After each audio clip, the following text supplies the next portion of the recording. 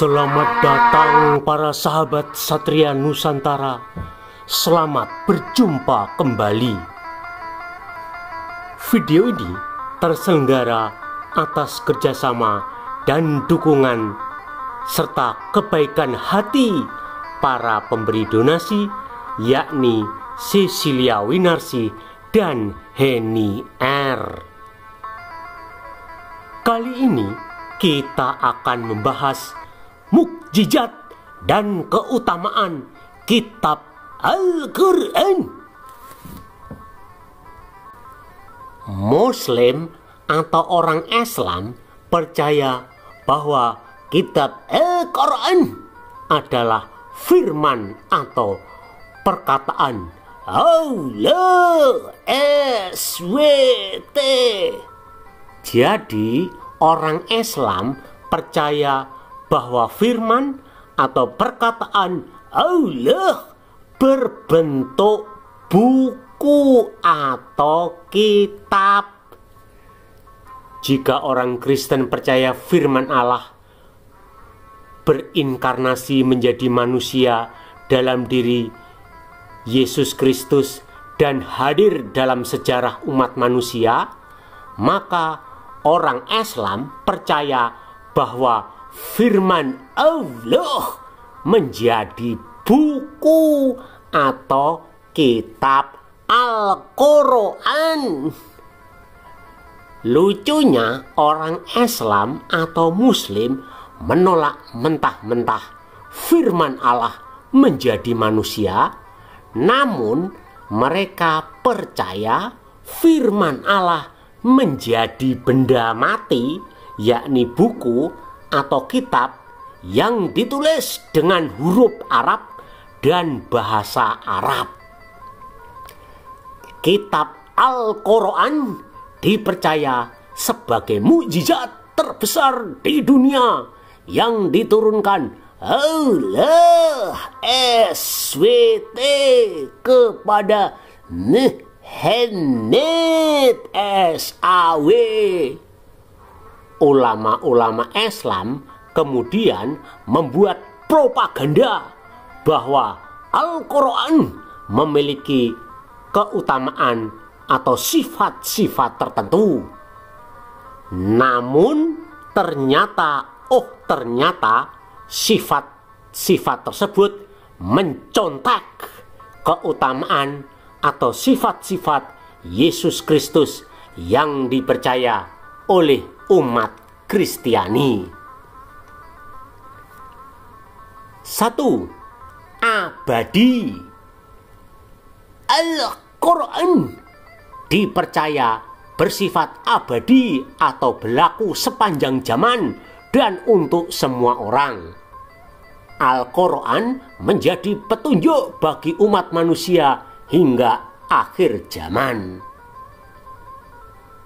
Hal ini mencontek iman orang Kristen yang percaya bahwa Yesus Kristus yang merupakan Alfa dan Omega, atau yang awal dan yang akhir, atau yang abadi. 2. Asli atau tidak berubah. Al-Quran adalah kitab suci umat Islam yang diyakini keasliannya dan tidak pernah mengalami perubahan. Al-Quran dijaga kemurniannya hingga akhir zaman.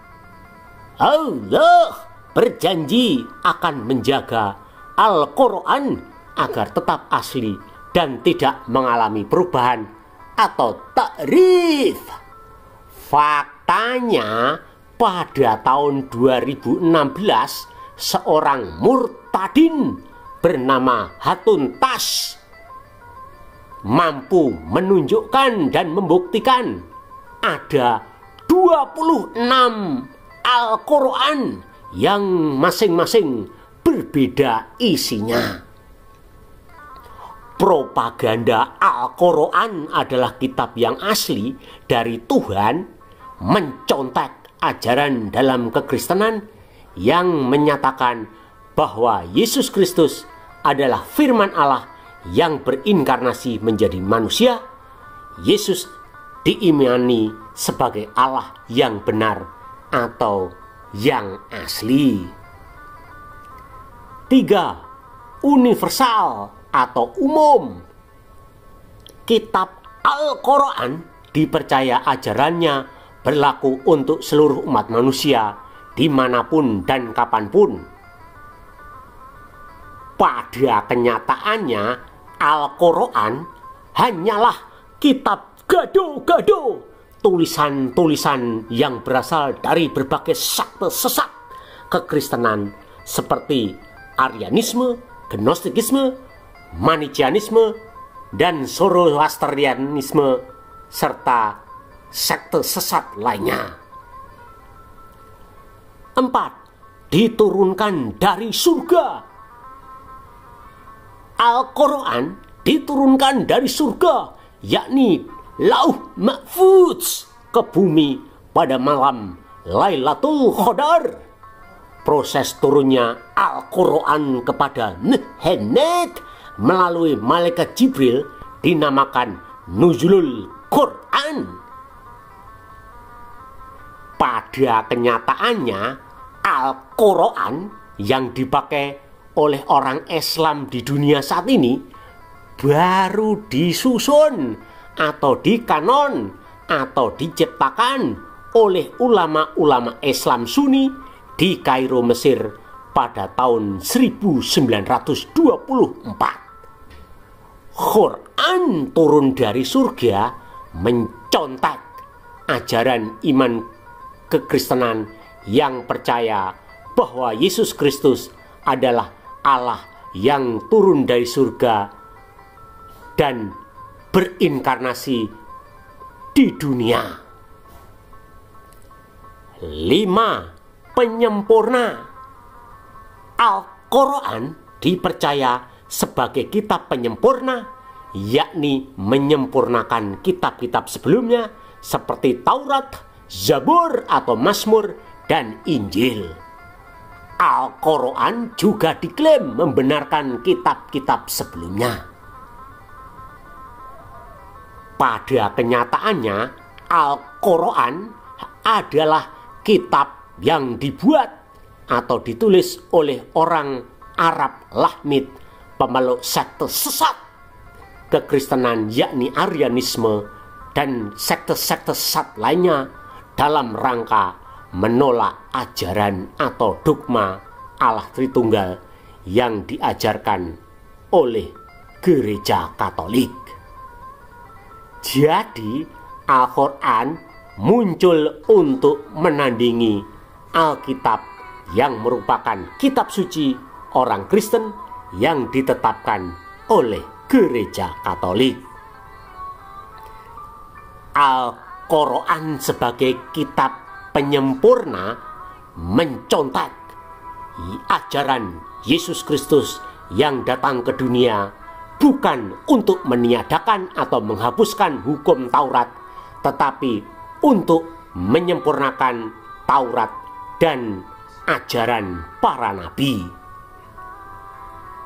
Kitab Al-Quran adalah kitab propaganda yang bertujuan menciptakan superioritas orang Arab dan merusak akal pikiran waras manusia. Oleh karena itu, mari kita berpikir waras dan berpikir cerdas. Demikianlah propaganda kitab Al-Quran yang ternyata mencontek dari sosok Yesus Kristus dalam iman kekristenan. Jangan lupa untuk like, memberikan komentar, men-share, men-subscribe, serta memberikan donasi demi pengembangan dan penelitian channel ini. Nama dan nomor rekening tersedia di kolom deskripsi. Sampai jumpa dengan video-video berikutnya. Salam dari admin Satria Nusantara.